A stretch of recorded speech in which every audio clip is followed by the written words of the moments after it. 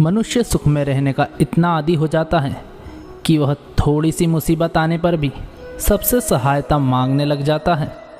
उसे सहायता मिल भी जाती है और वो उस दुख से बाहर भी आ जाता है, परंतु वो सहायता होती है सिर्फ 2 क्षण की और वो दुख भी होता है तो सिर्फ 2 क्षण का।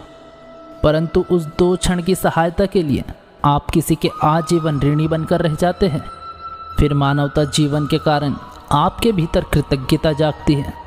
इसीलिए जीवन में सदैव प्रयास करें कि आप स्वयं को सज्ज करो उन सभी संकटों के लिए, उन सभी समस्याओं के लिए जो आपके जीवन में आ सकती है।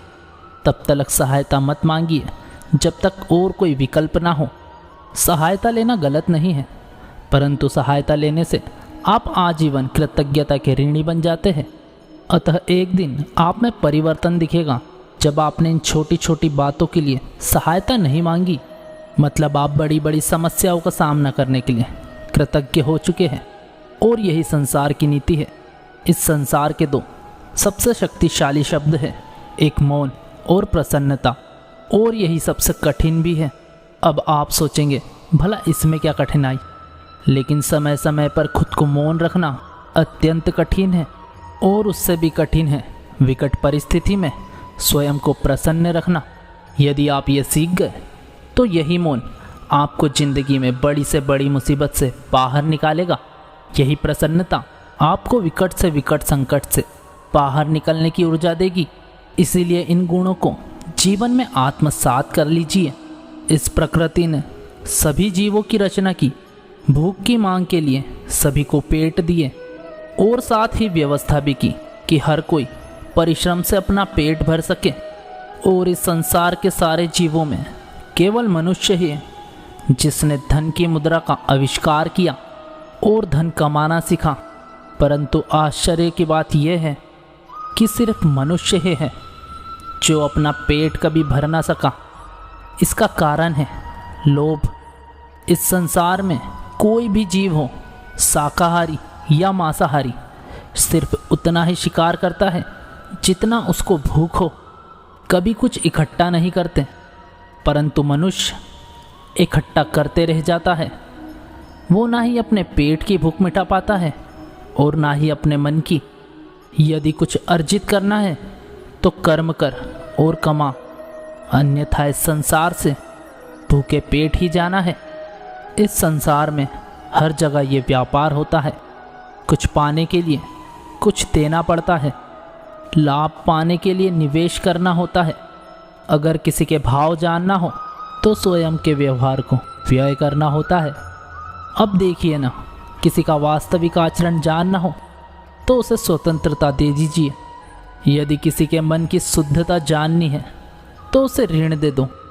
यदि किसी के गुण जानना है तो उसके साथ भोजन करने का समय दे दो। यदि किसी का धैर्य जानना हो तो उसे उसके प्रिय कार्य करने से मना करके देखो। यदि किसी की अच्छाई जाननी है तो उससे सलाह ले लो।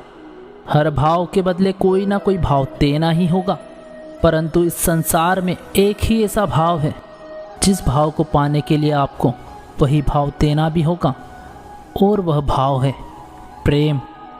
यदि किसी का प्रेम देखना है तो उसे निस्वार्थ प्रेम कीजिए। कर्म, मनुष्य सदैव कर्म करता है और इन्हीं कर्मों के कारण उसे सम्मान, पैसा और पद मिलता है।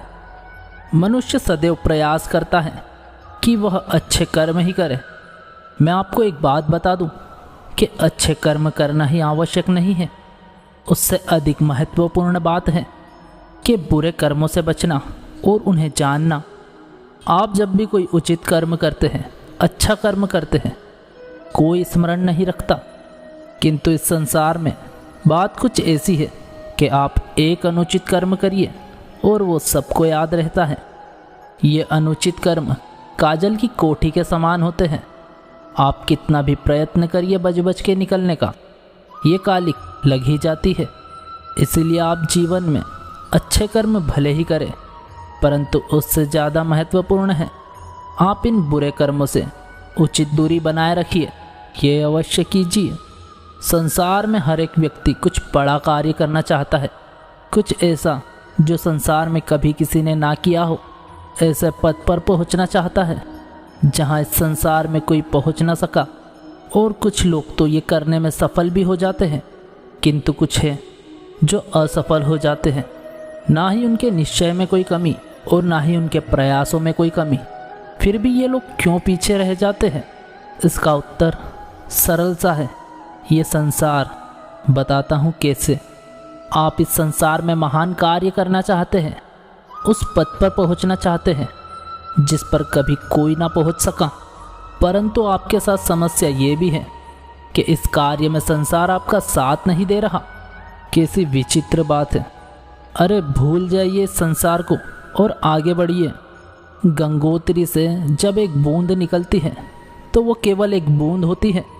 उसके पश्चात जब वो अपनी यात्रा प्रारंभ करती है तब वो अन्य बूंदों के साथ मिलकर धारा बनती है, तब वो गंगा बनती है। यदि आपको जीवन में आगे बढ़ना है तो अकेले चलना सीख लीजिए। निडरता के साथ, साहस के साथ, संयम के साथ आगे बढ़ना सीखिए। फिर देखिए वो मान, वो पद आप ही की प्रतिष्ठा कर रहा है।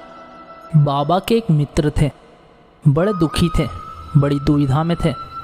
क्या करे, व्यापार ही नहीं चल रहा था, घर में शांति नहीं थी, हर स्थान पर हानि हो रही थी। तो वो एक ज्योतिषी से मिले। उन्होंने कहा कि आपका ये घर हानिकारक है, आप इस घर को ही बदल दीजिए। तो उन्होंने घर बदला, फिर भी समस्या का कोई निदान नहीं निकला। फिर किसी ज्ञानी ने कहा, आपके ये जो वस्त्र है, इनका जो रंग है आपके लिए हानि एकत्रित कर रहा है, इन वस्त्रों को बदल दीजिए। तो उन्होंने वस्त्र बदल दिए, फिर भी कोई परिणाम नहीं निकला। फिर एक ज्ञानी मिला, उसने कहा, आपके जो आसपास के लोग हैं यह आपकी हानि चाहते हैं, इन लोगों से जल्द संबंध तोड़ दीजिए। तो उन्होंने संबंध भी तोड़ दिए, फिर भी जीवन में कोई परिवर्तन नहीं आया। तो इन्होंने घर बदला, वस्त्र बदले, संबंध बदले, कुछ नहीं बदला। तो वो है स्वभाव। तो ये स्वभाव है, ये अत्यंत महत्वपूर्ण है। ये स्वभाव ही आपका व्यक्तित्व बनाता है। इसीलिए स्वभाव को सुधारें, इसमें परिवर्तन लाए, सब कुछ शुभ ही होगा। आपने दिए को तो देखा होगा, वह स्वयं भी जलता है और बाती भी जलाता है, परंतु संसार को देता है तो प्रकाश। अंधकार में फंसे हुए व्यक्ति को देता है तो आशा की किरण, परंतु ये कभी नहीं सोचता कि वो माटी कैसी होगी जिससे इसे बनाया गया है, वो कुम्हार कैसा होगा जिसने इसे आकार दिया। न ये सोचता है किसने इसे खरीदा, वो घर कैसा होगा, उद्गम कैसा होगा, कुछ नहीं, बस इस संसार को प्रकाश देता है। इसीलिए दिए को कदापि इतना आदर दिया जाता है। ये कभी अपना या किसी का घर देखकर जलता नहीं, ये जलता है तो केवल अंधकार को मिटाने के लिए। इसीलिए आप भी अपनी ये पहचान दिए के बाती बना लीजिए और स्वयं की एक अलग, बड़ी और अद्भुत पहचान बनाइए। हर मनुष्य इस संसार में अच्छे कर्म भी करता है और बुरे कर्म भी करता है। जब वह अच्छे कर्म करता है तो उसकी प्रशंसा होती है, और जब वह बुरे कर्म करता है तो उसकी निंदा भी होती है और अपमान भी होता है। यदि कोई अच्छे कर्म करता है तो उसकी प्रशंसा कीजिए, ढेर सारी प्रशंसा कीजिए, अत्याधुनिक प्रशंसा कीजिए, क्योंकि किसी की प्रशंसा करने से आपको कोई हानि नहीं होती। और यदि किसी व्यक्ति से गलती हो जाती है, आप उसकी निंदा करते हैं, अपमान करते हैं, तो एक बात याद रखिए, वो व्यक्ति इस ऋण को कभी भूलेगा नहीं, अपितु उचित समय आने पर अपने स्वभाव स्वरूप वह ये ऋण चुकाएगा। इस संसार में संबंध बहुत ही महत्वपूर्ण होते हैं।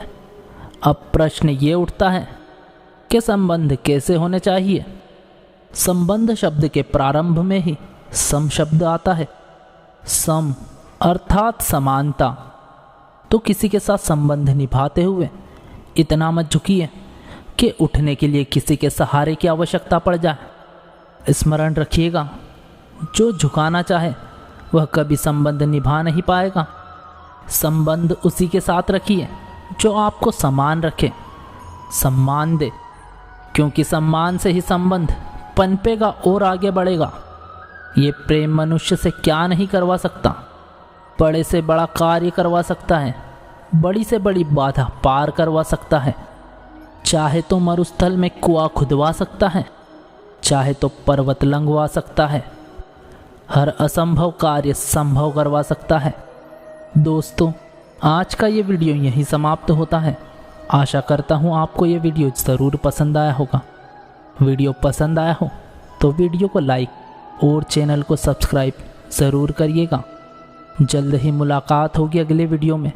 तब तक के लिए बहुत बहुत धन्यवाद। जय श्री कृष्णा।